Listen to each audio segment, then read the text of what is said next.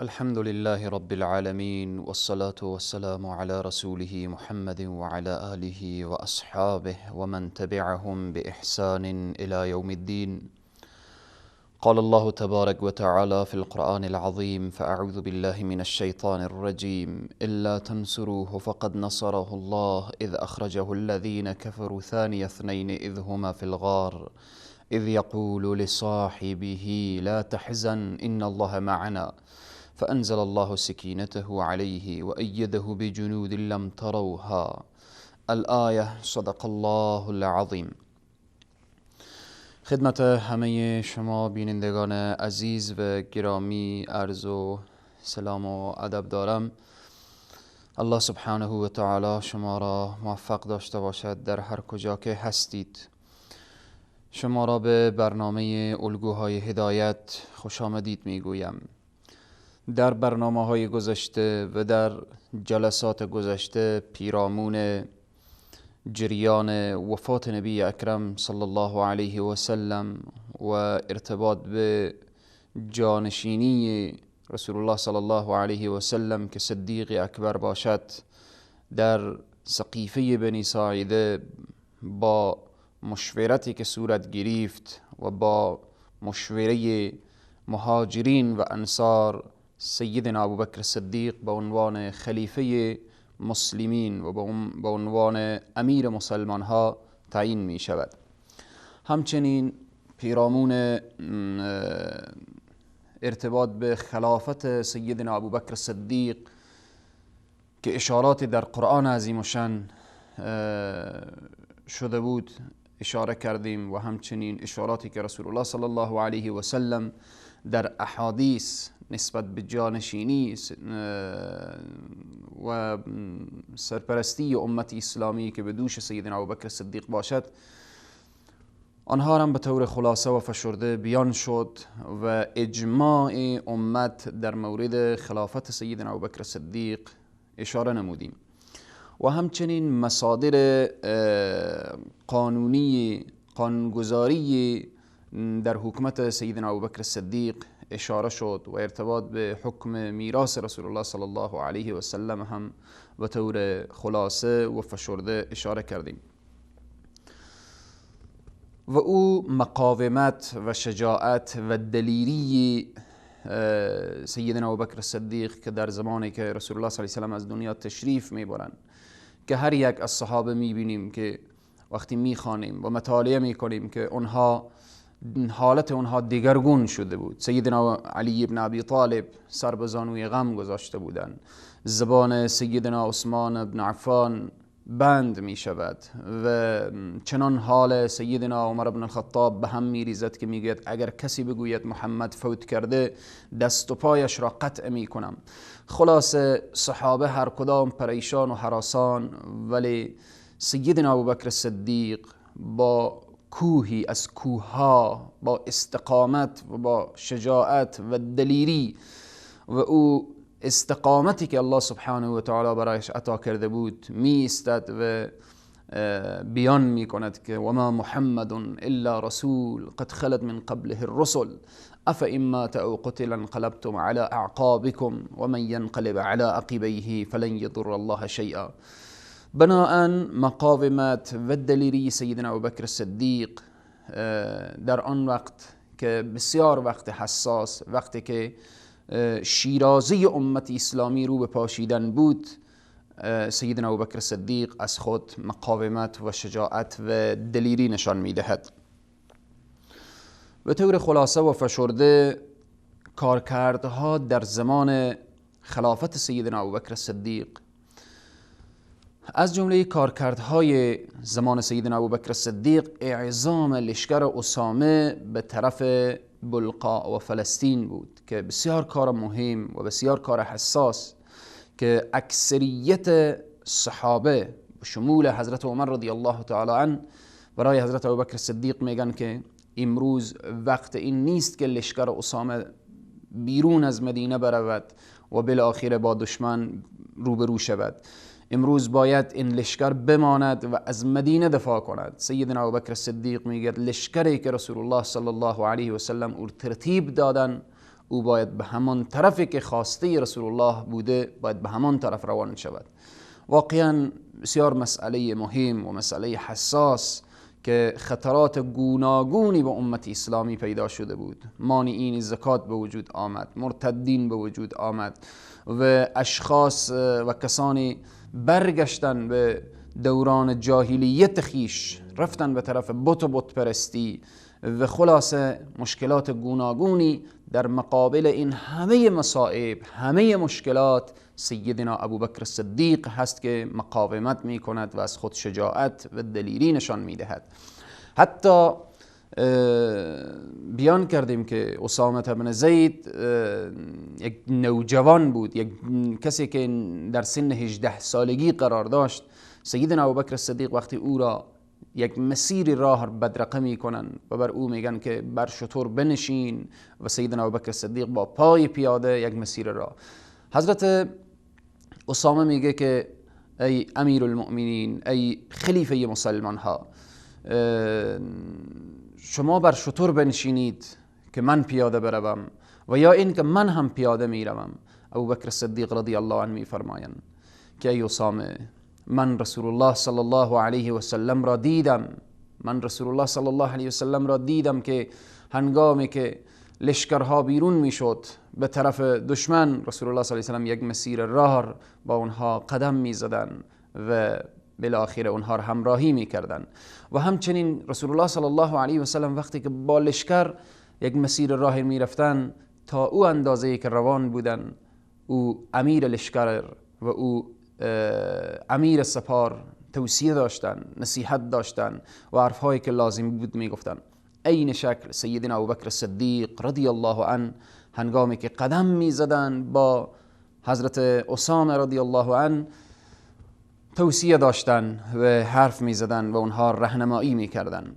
پس از جمله کارکردهای بسیار مهم و حساس اعزام لشکر اسامه به طرف بلقا و فلسطین و به اصطلاح آمادگی که رو به طرف روم و رومیان باشد. موضوع دیگری که در زمان سیدنا ابوبکر صدیق از جمله کارکردها جهاد سیدنا ابوبکر صدیق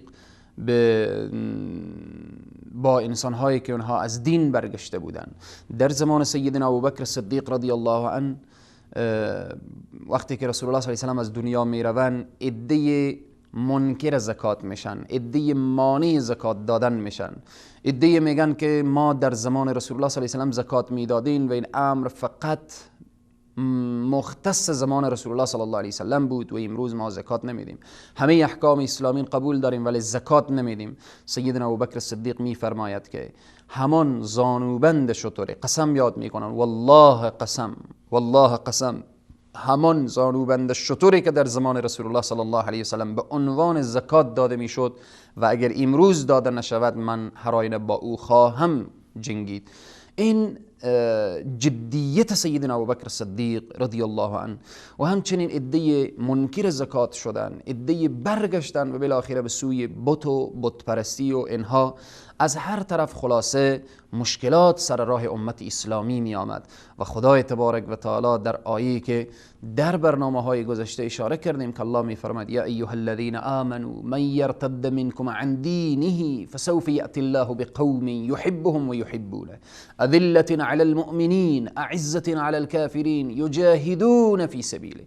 الله اکبر، الله اکبر. الله سبحانه و تعالی میگه که او کسانی که مرتد بشن، من قومی میارم که من اونها دوست دارم و اونها مرد دوست دارن و اونها در مقابل مؤمنین خاضعن، عاجزن، ضعیفن، یعنی با مؤمنین ترحم دارن ولی در مقابل کفار سخت گیرن و او عظمت و شأن و شوکت خور خلاصه در مقابل کفار حفظ میکنن و کفار اجازه نمیدن که خلاصه در مقابل دین و اسلام و احکامات اسلامی سر سوزن تجاوز و تعدی داشته باشند.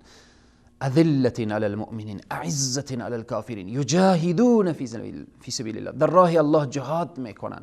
سبحان الله. این آیه کلن اونهایی که الله میگه من اونها رو دوست دارم سیدنا ابوبکر صدیق هست و لشکر سیدنا ابوبکر صدیق که اصحاب رسول الله صلی الله علیه و سلم می باشند. بنابراین کارکردهای سیدنا ابوبکر صدیق اینه که در مقابل مرتدین، در مقابل مانعین زکات و در مقابل آن انسانهایی که میخواستن بر مدینه حمله ور بشن، بر مدینه حمله ور بشن، قبایل زیاده بعد از فوت رسول الله صلی الله علیه و سلم تصمیم گرفتن که با مدینه حمله کنن و مسلمان ها را از بین ببرن. حضرت عمر رضی الله تعالی با سیدنا ابوبکر صدیق میگه ای ابوبکر لشکر روان نکن و این لشکر بگذار که از مدینه دفاع بکنه که خیلی مدینه در معرض خطر هست. سیدنا ابوبکر صدیق میگه نه والله لشکر اسامه بره و از مدینه هم باید دفاع بشه. ببینیم همه این کارکردها و همه این زحمات و این تلاش ها و این استقامت و این دلیری و شجاعت سیدنا ابوبکر صدیق را نشان میدهد. همچنین از جمله کارکردهای سیدنا ابوبکر صدیق رضی الله تعالی عنه جماوری قرآن عظیم الشان هست. جماوری قرآن عظیم الشان بسیار مسئله مهم.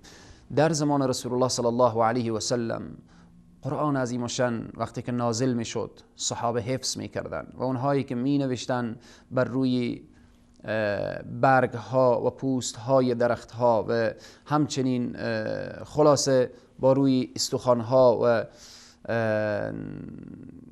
به اشکال گوناگون قرآن عظیم الشان که نوشته می شد بر روی استخوان و برگ و بالاخره او چوب و اینها که قرار داشت همه به یک حالت جمع نبود که مثل امروزی قرآن عظیم الشان 30 جزء به دسترس ما و شما قرار داره. تا او وقت و زمان جمع نشده بود.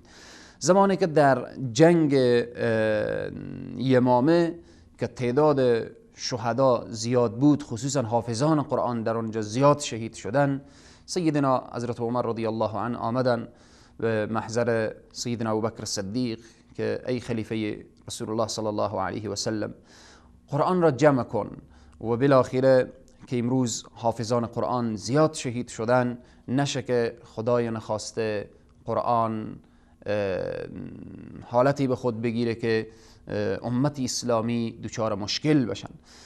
سیدنا ابوبکر صدیق اول قبول نمی کردن. چگونه کاری بکنم که رسول الله صلی الله علیه و سلم نکردن؟ سیدنا ابوبکر صدیق میگن لحظاتی که فکر کردم و مشوره با صحابه نمودن و بالاخره خدای تبارک و تعالی سینه مرا باز کرد در این قضیه و مرا متوجه ساخت و دانستم که در این کار خیر هست. و بعدا سیدنا ابوبکر صدیق رضی الله تعالی عنه پیشنهاد صحابه و حضرت ابوبکر صدیق و حضرت عمر و سایر صحابه قبول میکنن در این قسمت و شروع میکنن به جماوری قرآن عظیم الشان. قرآن عظیم الشان جمع می شود در زمان سیدنا ابوبکر صدیق رضی الله عنه، ولی نه نسخه های متعدد بلکه فقط همون طوری که در روایات و در تاریخ و اینها آمده قرآن عظیم الشان در یک نسخه جمع می شود و او در دارالخلافه و در کنار سیدنا ابوبکر صدیق رضی الله عنه قرار دارد. اگر این موضوع رو به طور خلاصه و فشرده جمع بکنیم، از جمله کارکردها و فتوحات زمان سیدنا ابوبکر صدیق که با این همه مشکلات سر راه امت اسلامی آمده بود، فتوحاتی که در آن وقت شد از آن جمله عراق و شام و زمینه فتح و فتوحات طرف روم و فارس، یعنی روم و فارس فتح نشد ولی زمین سازی شده بود که بعداً به زمان خلیفه دوم اسلام سیدنا عمر فاروق روم و فارس فتح می شود.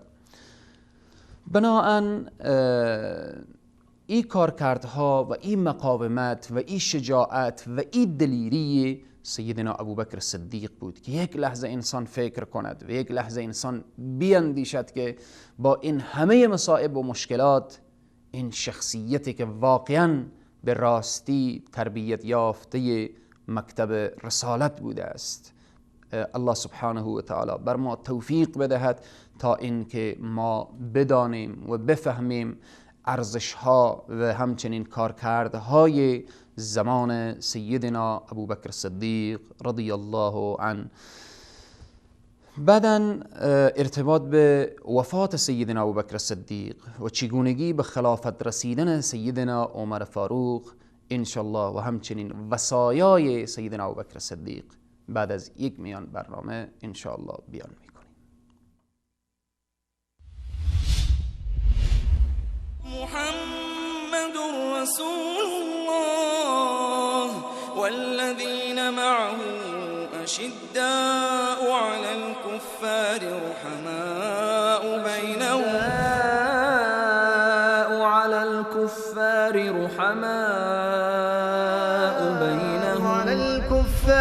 رحماء بينهم محمد رسول الله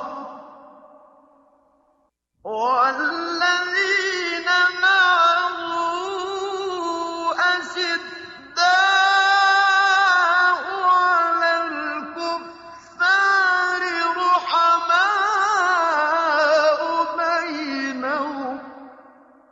محمد فرستاده الله است و کسانی که با او هستند در برابر کافران تند و سرسخت و نسبت به یکدیگر مهربان و دلسوزند. سلام مجدد خدمت همه بینندگان عزیز و گرامی. السلام علیکم و رحمت الله تعالی و برکاته. قبل از میان برنامه ارتباط به مقاومت و دلیری و شجاعت سیدنا ابوبکر صدیق و کارکردهای سیدنا ابوبکر صدیق در زمان خلافت ایشان مختصرا اشاره کردیم.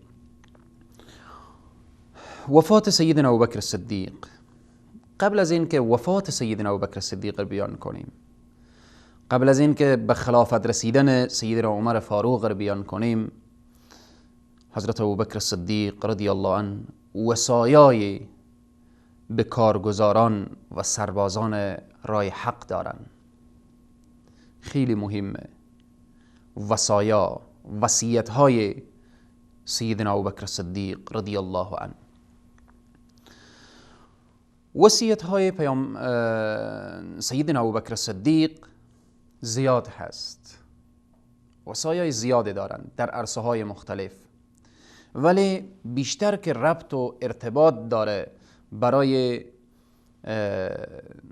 مسئولین و برای سربازان راه حق، من به طور خلاصه و فشرده 20 وصیت از وصایای سیدنا ابوبکر صدیق را بیان می کنم.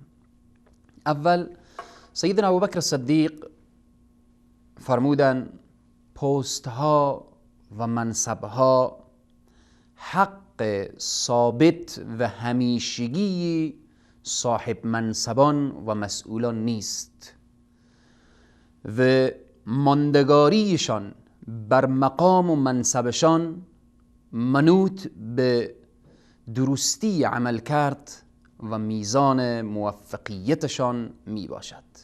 چقدر مهم، چقدر نکات. یعنی پست و خلافت و منصب و چوکی نظر به لیاقت هست، نه اینکه نظر به رفاقت و نظر به بالاخره اینها، نه، نظر به اهلیت، نظر به شایستگی. هر انسانی که لیاقت و شایستگی پست و مقام را دارد بر چوکی خود بنشیند و اگر نه باید کنار برود. چون سیدنا ابوبکر صدیق از ابتدایی که با رسول الله صلی الله علیه و سلم ایمان می آورد تا لحظه‌ای که از دنیا می رود همیشه در طلب رضایت الله سبحانه و تعالی هست.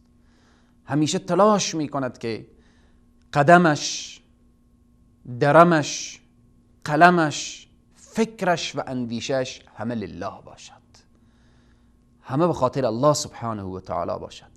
بناهن سیدنا ابوبکر صدیق تاکید می کند پست ها و منصب ها حق ثابت و همیشگی صاحب منصبان و مسئولان نیست. چنین نیست که یک نفر امروز وزیر شد تا به چند سال دیگر وزیر باشد، تا 5 سال وزیر باشد، تا 4 سال وزیر باشد. یک نفر والی شد، قماندان شد، مسئول شد، این دیگه تا چند سال باید که به این مسئولیت باشد. نه، اگر لیاقت و شایستگی دارد تمام عمر بر این چوکی بنشیند و اگر لیاقت و شایستگی ندارد و اهلیت ندارد 1 ساعت هم باید نمانه. این دستور و وصیت سیدنا ابوبکر صدیق رضی الله تعالی. دوم فرمودن تقوا مهمترین عامل موفقیت است. تقوا مهمترین عامل موفقیت هست. چقدر تأکید فرمودن. به هر کس مهمه، خصوصا به آنهایی که مسئولیت دارن. سیدنا ابوبکر صدیق می فرماید که تقوا برای همه انسانها لازم و ضروری است، خصوصا به اونهایی که مسئولن، به اونهایی که وزیرن، به اونهایی که والیان، به اونهایی که قماندانن، به اونهایی که خلاصه ولسوالن، به اونهایی که ارباب منطقه‌ان، اونهایی که وظیفه و مسئولیت دارن. چی وظیفه؟ به اونهایی که رئیس جمهورن از بالا تا پایین و بالاخره اونهایی که مسئولیت دارن. تقوا لازم و ضروری است. این توصیه دوم سیدنا ابوبکر صدیق رضی الله عنه. سوم میفرمایند پرهیز از تعصب قبیله‌ای و دوری از قوم و قومگرایی که این سبب انحراف از راه حق می شود. الله اکبر. چقدر سیدنا ابوبکر صدیق اشارات زیبایی دارن که باید پرهیز بشه. مسئله تعصب، مسئله قوم، مسئله نژاد، مسئله از این حرفها باید پرهیز کرد. امت اسلامی که امروز پارچه پارچه کرده، امت اسلامی که امروز به تزلزل و انحطاط کشانده، مسئله تعصب هست، مسئله قومیت هست، مسئله قومگرایی هست. بناهاً در صدر اسلام وقتی که ببینیم در کنار رسول الله صلی الله علیه و سلم بلال از حبشه، صهیب از روم، سلمان از فارس، ابوبکر صدیق از مکه، سعد ابن معاذ یا سعد ابن عباده و اینها از مدینه، هر کدام صحابه در اطراف رسول الله حلقه می زدن، می نشستن. بلال حبشی که هیچ کس با او غذا نمی خورد، او سید امت اسلامی می شود، سید ما هست. ابوبکر صدیق سید ما، بلال سید ما، ابوبکر سید ما، آزاد شده یا هم سید ما. مسلمان ها عزت داشتن، عظمت داشتن، شوکت داشتن، بزرگی داشتن، مجد و تعالی و ترقی داشتن، چون تعصب و قومگرایی نداشتن. امروز که امت اسلامی پارچه پارچه کرده، تکه تکه کرده و با کشورهای مختلف تقسیم کرده، امت اسلامی به خاطر که وحدت و انسجام را فراموش کردن، رفتن دنبال قوم و قومیت و بالاخره اینها. و اگر کسی، رسول الله صلی الله علیه و سلم میفرمایند کسی که در قومیت و تعصب قومیت بمیره، در حقیقت او مرگش مرگ جاهلیت هست، یعنی بسیار عواقب خطرناک داره. اقبال لاهوری خیلی زیبا میفرماید، میگوید نه افغانو، نه ترکو، نه تتاریم، چمنزاریم و از یک شاخ ساریم، تمیز رنگ و بو بر ما حرام است. ببین چقدر نکته مهم. تمیز رنگ و بو بر ما حرام است که ما پرورده یک نوبهاریم، یک نوبهار. همه ما مسلمان، همه ما بالاخره امت محمد رسول الله صلی الله علیه و سلم، همه ما میگیم لا اله الا الله محمد رسول الله. همه ما امت اسلامی وقتی نگاه میکنیم به توحید و معاد و نبوت ایمان داریم. پس چی شده که ما بریم دنبال عصبیت، دنبال قومیت؟ مگر قرآن عظیم و شان نشنیدیم که میفرماید ان اکرمکم عند الله اتقاکم؟ بهترین شما به نزد الله سبحانه و تعالی پرهیزگارترین شماست. این که فلان قبیله و فلان قوم و فلان نژاد شدیم، همه اینها لتعارفو، به خاطر اینکه همدیگر را بشناسید. از جمله وصایای سیدنا ابوبکر صدیق اینه که میفرمایند پرهیز از تعصب قبیله‌ای و دوری از قوم و قومگرایی، که این چی میشه؟ نتیجه تعصبات، نتیجه قومگرایی، نتیجه قومیت، نتیجه اینها چی نتیجه داره؟ این سبب انحراف از راه حق میشه و امروزه هم میبینیم شده. ولو که یک انسان به احکام شریعت برابر نباشه، مجرد یک قومش باشه، از او دفاع میکنه، در مقابل انسانهای متقی و پرهیزگار میسته به خاطر قوم، احکام خدا رو زیر پا میکنه به خاطر قوم، خدا و پیامبر رو ناراض میکنه به خاطر قوم. خیلی عواقب خطرناک داره. کسی که در تعصب قومیت بمیره، مرگ او مرگ جاهلیت هست. این از جمله وصایای سیدنا ابوبکر صدیق. چهارم میفرمایند که همواره باید که کوتاه و مختصر و مفید حرف زد. اشاره میفرمایند که انسان وقتی حرف میزنه باید کوتاه باشه ولی مفید باشه. چقدر نکته زیبا، چقدر ارزشمند. ادامه میفرمایند تا این که چه کار بشه؟ از قول کاسته شود، به عمل پرداخته شود تا مشکلات امت اسلامی مرفوع بشه. بیشتر این توصیه ها بر مسئولین هست. مسئولین باید آنقدر که شعار میدن عمل داشته باشن. حرف زدن زیاد برای هر انسان مناسب نیست، خصوصا برای کسی که مسئولیت دارد، یک رعیت زیر دستش هست.